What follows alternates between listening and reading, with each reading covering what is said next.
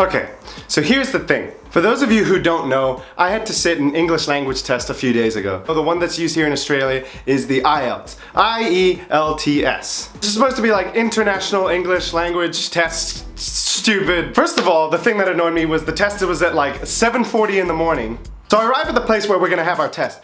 And I swear to God, it's more multicultural than an airport. And so I see a whole bunch of people just standing around like holding their passport. Is this where the test is going to be? Because this English language test is for anyone and everyone who wants to stay in this country. You got people who are like ranging from 18 years old who are just trying to go to university to people who are like 60 something years old who are trying to retire here. I saw these Korean girls that probably were around 18 years old. And there were some Israeli guys who were like maybe like 70 years old who I don't know why they're sitting this test, but I don't think I've ever seen an Israeli passport in my life, so that was interesting.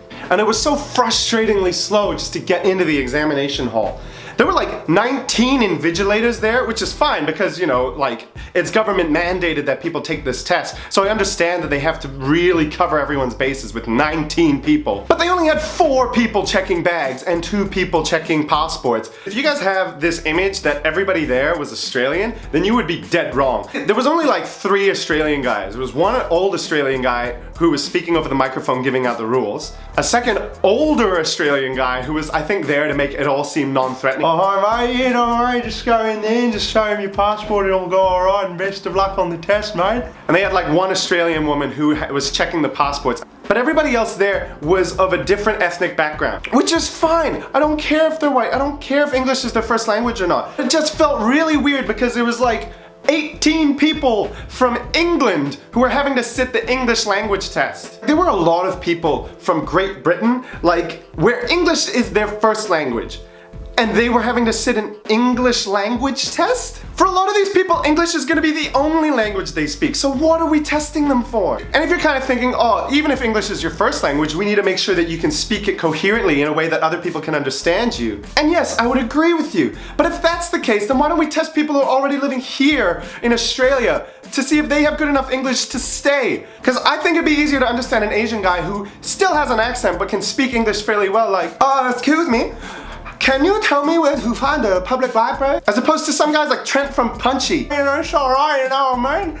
I ain't here, I'm working pretty hard, bro. I'm gonna go there, Centrelink, bro, and just grab that money, head down, get some gurn. And on top of all of that, the test itself was ridiculous. The writing portion was fine because they just gave you some like very broad guidelines and they're like, alright Mike, you write 200 words on how you think that people are getting fatter in Australia. I'm not even kidding, that's actually what it was about. And then there was the reading portion, which required you to read like a block of text and then answer questions in response to it. And the issue with this, other than the fact that I picked out a couple of grammatical errors, they use separate wording in the passage and in the questions, which, you know, I suppose could be argued that they're asking you to read between the lines so you have an understanding of syntax and context. But a lot of these words have vastly different connotations and definitions. One passage was just talking about the redesign of a museum in Melbourne, and in the passage, it went something like this. The redesign of the Melbourne Museum is exactly what one would expect a modern museum to look like. But the question that was asked in reference to that portion of the passage was, alright, was the museum designed in a way that met with the specific qualifications required by architectural standards? Has this passage been written for architectural professors to be grading their architectural students' work? Or is this written for idiots who are gonna read a newspaper who don't really care about a museum and just like, oh, I wonder what a bloody museum looks like, mate? Because expectations and qualifications are not the same thing. And oh my God, the listening portion. So the listening portion was fairly comprehensive, I'll give it that. They had a portion that had a New Zealand girl because I suppose they imagined that if you're gonna come and work in Australia, you might have to deal with a lot of Kiwis. And so it was nice that they considered you'd have to deal with different accents. But again, everybody in the listening portion of the exam was so well spoken. And that has not been my experience in this country so far. And one thing I should mention as well, in the listening portion, they don't repeat anything. Nothing is repeated. If you miss out on an answer, then that's it, you're screwed. Sometimes it's actually just filling in the blanks with a way that's like really easy. So the question is like, oh, what day is the sailing club open late? And you'd be sitting there listening and it'd be like, the sailing club opens late on Thursday. Thursday. It closes at 11 p.m. 11 p.m.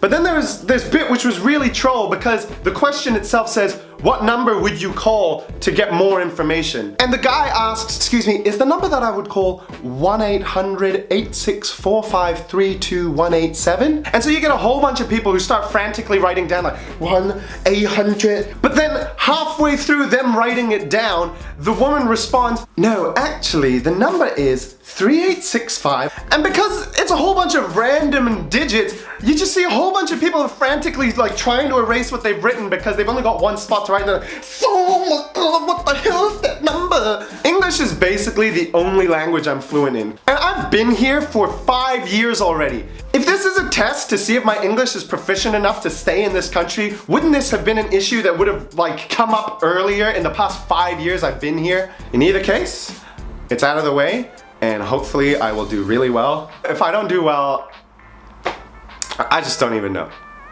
I don't even know.